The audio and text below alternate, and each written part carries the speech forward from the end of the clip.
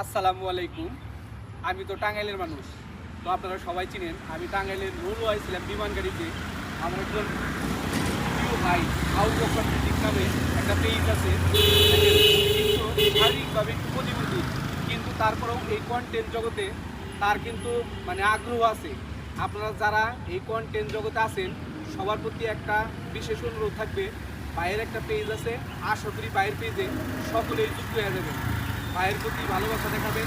ভাই কিন্তু এই তার শারীরিক যে বিষয়টা, এটা ছাড়াও কিন্তু সে এই যে ভ্যানও চালায়, নিজেই ভ্যান চালায়, আবার নিজেই কন্টেন্ট তৈরি করে। অতএব ভাইয়ের যতটুকু আপনারা সর্বোচ্চ ভালোবাসা দিতে পারবেন, হয়তো আল্লাহ তাআলা তার মনের আশাটা পূরণ করবে। ভাই এই সম্পর্কে কিছু বলেন, আর কন্টেন্ট সম্পর্কে।